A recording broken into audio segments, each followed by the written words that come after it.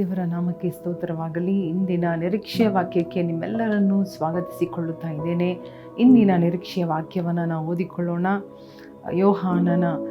ಯೋಹಾನನು ಬರೆದ ಸುವಾರ್ತೆ 6ನೇ ಅಧ್ಯಾಯ 66, 67, 68ನೇ ವಾಕ್ಯ. John chapter 6 verse 66 to 68.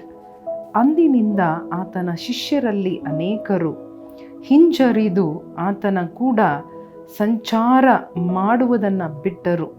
ಯೇಸು ಇದನ್ನು ನೋಡಿ ತನ್ನ 12 ಮಂದಿಯನ್ನು ನೀವು ಸಹ ಹೋಗಬೇಕೆಂದಿದ್ದೀರಾ ಎಂದು ಕೇಳಿದ್ದಕ್ಕೆ ಸೀಮೋನ್ ಪೇತ್ರನು, ಸ್ವಾಮಿ, ನಿನ್ನನ್ನು ಬಿಟ್ಟು ನಾವು ಇನ್ಯಾರ ಬಳಿಗೆ ಹೋಗೋಣ? ನಿನ್ನಲ್ಲಿ ನಿತ್ಯ ಜೀವವನ್ನು ಉಂಟು ಮಾಡುವ ವಾಕ್ಯಗಳುಂಟು. ನೀನು ದೇವರು ಪ್ರತಿಷ್ಠಿಸಿದವನೇ ಎಂದು ನಾವು ನಂಬಿದ್ದೇವೆ ಮತ್ತು ತಿಳಿದಿದ್ದೇವೆ ಅಂದನು.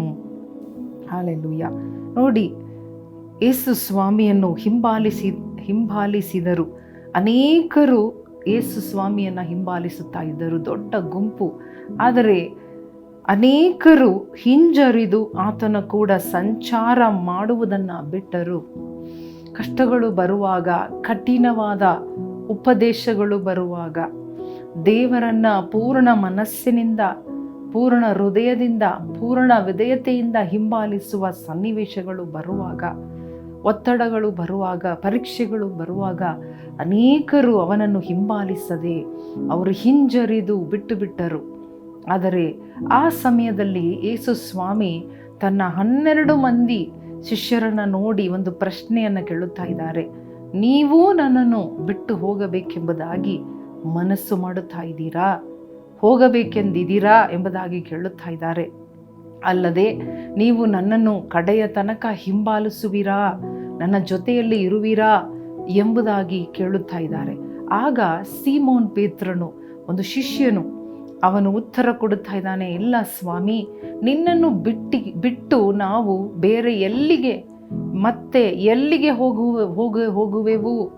ಯಾಕಂದರೆ ನಿತ್ಯ ಜೀವಕ್ಕೆ ನೇರವಾಗಿ ನಡೆಸುವ ವಾಕ್ಯಗಳು, ಮಾತುಗಳು, ಉಪದೇಶಗಳು, ಮಾರ್ಗದರ್ಶನಗಳು ನಿನ್ನ ಬಳಿಯಲ್ಲಿದೆ. ನೀನೇ ಆ ಉಪದೇಶ, ನೀನೇ ಆ ಮಾರ್ಗ, ನೀನೇ ಆ ಸತ್ಯ.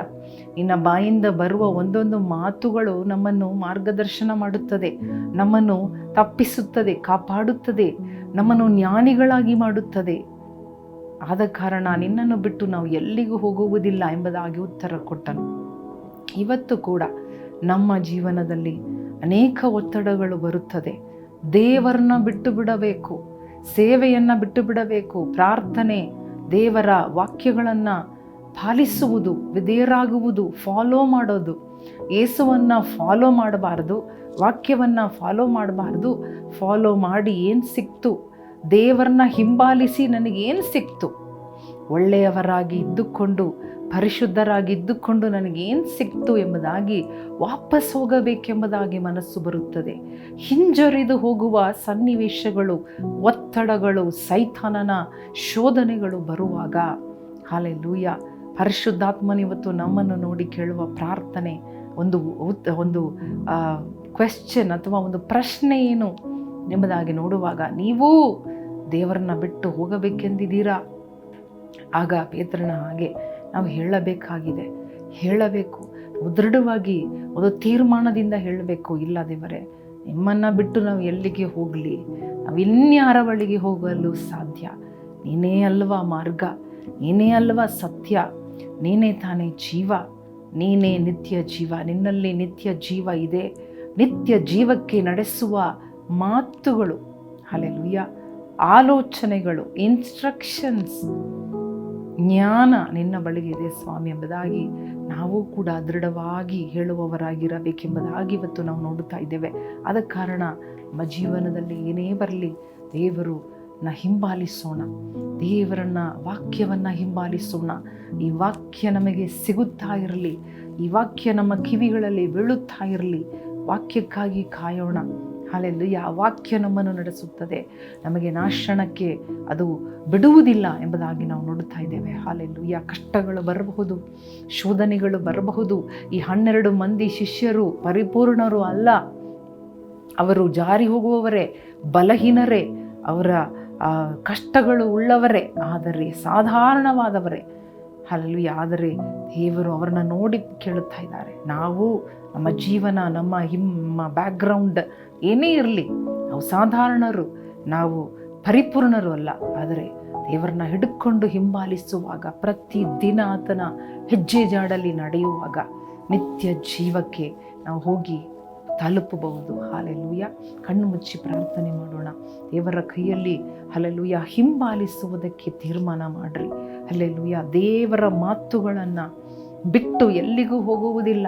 ದೇವರ ಆಲೋಚನೆ ಬಿಟ್ಟು, ದೇವರ ಸನ್ನಿಧಾನ ಬಿಟ್ಟು ನಾನು ಎಲ್ಲಿಗೂ ಓಡಿ ಹೋಗುವುದಿಲ್ಲ ಎಂಬುದಾಗಿ ತೀರ್ಮಾನದಿಂದ ಹೇಳ್ರಿ.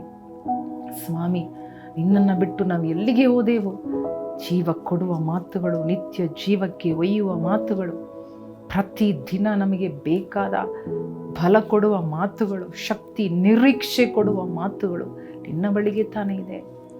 ಹಲ್ಲೆಲೂಯಾ. ಯೇಸಪ್ಪ, ಈ ವಾಕ್ಯಕ್ಕಾಗಿ ಸ್ತೋತ್ರ. ಈ ವಾಕ್ಯವನ್ನು ಅನುಸರಿಸುವಂತೆ ಕೃಪೆ ಕೊಡು ಸ್ವಾಮಿ. ಧೈರ್ಯ ಕೊಡು. ಎತ್ತರನ ಹಾಗೆ ದೃಢ ನಂಬಿಕೆ, ದೃಢವಾದ ಮನಸ್ಸು, ಪರಿಶುದ್ಧಾತ್ಮನ ಒಂದು ಪ್ರೇರೇಪಣೆ ನಮಗೆ ಕೊಡು ಸ್ವಾಮಿ. ಆ ಪ್ರೇರೇಪಣೆಯಿಂದ ನಾವು ನಡೆಯುವುದಕ್ಕೆ ನಮಗೆ ಬಲ ಕೊಡಪ್ಪ.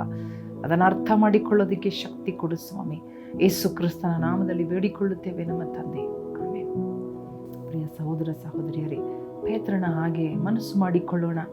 ಜಾರುತ್ತಾ ಇದ್ದ ನಮ್ಮ ಜೀವನ ದೃಢವಾಗಲಿ. ಅಲ್ಲೋಲ ಕಲ್ಲೋಲವಾಗಿ ಅಲೆದಾಡುತ್ತಾ ಇದ್ದ, ಚಂಚಲವಾಗಿ ಇದ್ದ ನಮ್ಮ ಜೀವನ ಸ್ಥಿರವಾಗಲಿ.